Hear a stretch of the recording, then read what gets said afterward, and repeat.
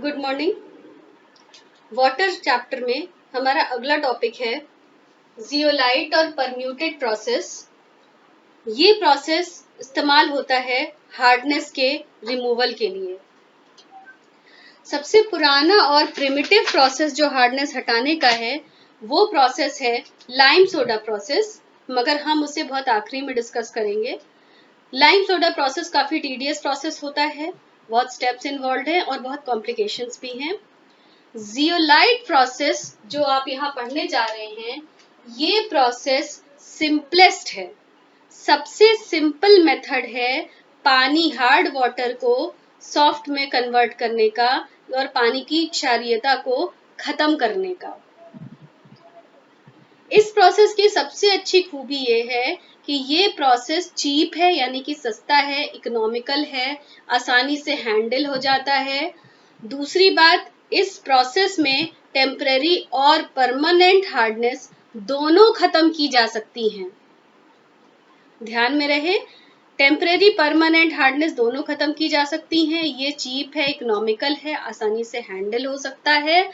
और इस प्रोसेस में स्लज फॉर्मेशन, मैंने पिछले वीडियो में स्केल्स और स्लज आपसे डिस्कस किया था, स्लज फॉर्मेशन नहीं होता इस प्रोसेस में। इस प्रोसेस में आप मिनिमम 0 हार्डनेस तक भी जा सकते हैं। इतना इफेक्टिव है ये प्रोसेस कि आप 0 हार्डनेस पर भी जा सकते हैं। तो हम शुरू करते हैं। सबसे पहले जियोलाइट किसको कहते हैं हम, यहां देखिए Na2O.Al2O3.XSiO2 सिलिका XSiO2.YH2O। ये जो इतना लंबा कॉम्प्लेक्स आपको दिख रहा है, जिसमें सोडियम भी है, एल्युमिनियम भी है, सिलिका भी है, वाटर भी है, इस पूरे कॉम्प्लेक्स कंपाउंड को हम जियोलाइट या परम्यूटेट भी कहते हैं। और इसीलिए हम इस प्रोसेस को परम्यूटेड प्रोसेस भी कहते हैं। ध्यान रहे, एग्जाम में अलग अलग नामों से पूछा जाता है, कभी कभी परम्यूटेड प्रोसेस भी पूछते हैं, तो आपको मालूम होना चाहिए कि परम्यूटेड जियोलाइट को ही कहते हैं। अब नेक्स्ट क्वेश्चन ये आता है कि हम जब इतना लंबा जियोलाइट ले रहे हैं, तो इसके लिए जब हम रिएक्शंस लिखेंगे तो इसको सिंप्लीफाई करके कैसे लिखेंगे। तो आप ध्यान से देखिएगा, यहाँ पर Na2 को छोड़ करके, ध्यान दें, Na2 को छोड़ करके इतना पूरा पोर्शन, इसे हम Z यानी कि जियोलाइट मानते हैं। इसे हम Z यानी कि जियोलाइट मानते हैं। तो इस केस में हम इसे लिखेंगे Na2Z। अब होगा रिएक्शन कैसे होगा। अब आप रिएक्शन बहुत आसानी से कर सकते हैं अगर इतने पार्ट को आपने Z लिख लिया तो। Na2Z plus calcium bicarbonate, calcium bicarbonate, magnesium bicarbonate दोनों ही टेम्परेरी हार्डनेस के लिए जिम्मेदार हैं। तो कैल्शियम बाइकार्बोनेट के साथ जब रिएक्ट कराएंगे तो सिंपल डिस्प्लेसमेंट रिएक्शन होगा। कैल्शियम की जगह सोडियम चला जाएगा और सोडियम की जगह कैल्शियम आएगा। आप प्रोडक्ट में ध्यान दें, कैल्शियम सोडियम की जगह गया तो कैल्शियम जियोलाइट हो गया और सोडियम बाइकार्बोनेट बन गया। सेम रिएक्शन मैग्नीशियम बाइकार्बोनेट के साथ भी होगी और इसी प्रकार से ये टेम्परेरी हार्डनेस को बिल्कुल भी रिमूव कर देगा। फिर आते हैं हम परमानेंट हार्डनेस पर। परमानेंट हार्डनेस में calcium chloride, magnesium sulphate, magnesium chloride, calcium sulphate, ये सॉल्ट्स जिम्मेदार होते हैं इसके। यहाँ पर भी रिएक्शन सिंपल डिस्प्लेसमेंट रिएक्शन है। कैल्शियम की जगह पर सोडियम को आना है और सोडियम की जगह पर कैल्शियम चला जाएगा। Again calcium zeolite plus NaCl। Magnesium sulphate में मैग्नीशियम चला जाएगा सोडियम की जगह और सोडियम आएगा मैग्नीशियम की जगह। Magnesium zeolite plus Na2SO4। I hope ये रिएक्शंस आपको समझ में आ गए। रिएक्शंस बहुत इजी हैं, सिंपल डिस्प्लेसमेंट रिएक्शन है और इस कॉम्प्लेक्स को हमने सिंपल Na2Z में कन्वर्ट करके किया है। अब इसको ऑपरेट कैसे करते हैं, तो यहाँ ध्यान से देखिए, ये एक स्टील का टैंक है जिसे हम कहते हैं जियोलाइट सॉफ्टनर।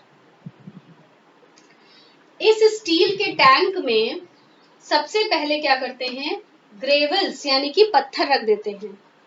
पत्थर के ऊपर सैंड यानी कि बालू की लेयर बिछा देते हैं और बालू के ऊपर जियोलाइट का बेड बनाते हैं।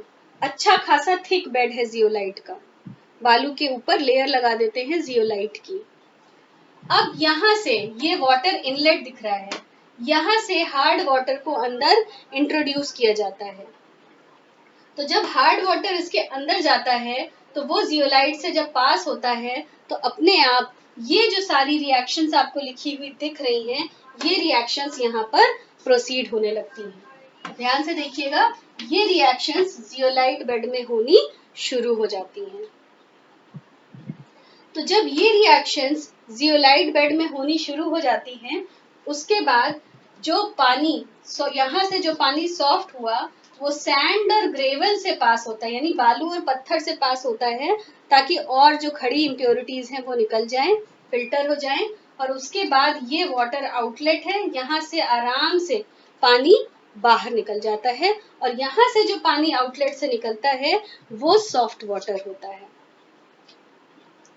लेकिन अब आप ध्यान से देखिए, यहाँ जो रिएक्शंस हो रही हैं इसमें सॉफ्ट पानी जो यहाँ से सॉफ्ट वाटर निकल रहा है वाटर आउटलेट से, उसमें आपको ये प्रोडक्ट्स मिल रहे हैं, calcium zeolite, magnesium zeolite, sodium chloride, sodium मतलब सोडियम के सॉल्ट्स मिल रहे हैं और कैल्शियम और मैग्नीशियम जियोलाइट मिल रहा है। यही प्रोडक्ट्स आपको सॉफ्ट वाटर में मिलेंगे। तो जब ये कैल्शियम और मैग्नीशियम सॉल्ट्स, ध्यान से सुने मेरी बात, कैल्शियम और मैग्नीशियम सॉल्ट्स वाटर आउटलेट से सॉफ्ट वाटर में ये जियोलाइट के कैल्शियम और मैग्नीशियम जियोलाइट निकल गए तो यहाँ तो जियोलाइट खत्म होने लगेगा धीरे धीरे, मतलब यहाँ जियोलाइट एग्जॉस्ट हो गया। अब जियोलाइट अगर एग्जॉस्ट हुआ तो आपको इस जियोलाइट को रिप्लेस भी करना है ताकि आप और पानी और हार्ड वाटर की हार्डनेस को हटा सकें।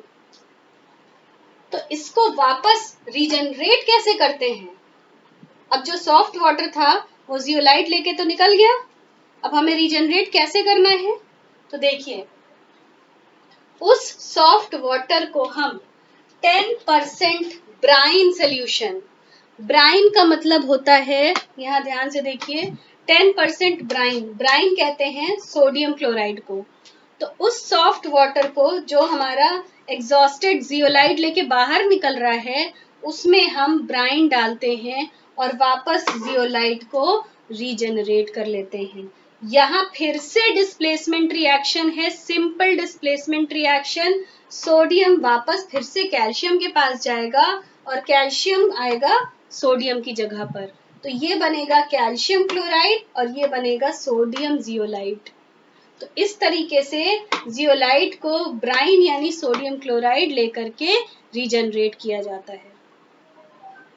तो अगले वीडियो में आप न्यूमेरिकल्स देखेंगे जियोलाइट प्रोसेस के, और ये न्यूमेरिकल पूरी तरीके से सोडियम क्लोराइड के रीजनरेशन पर आधारित होगा।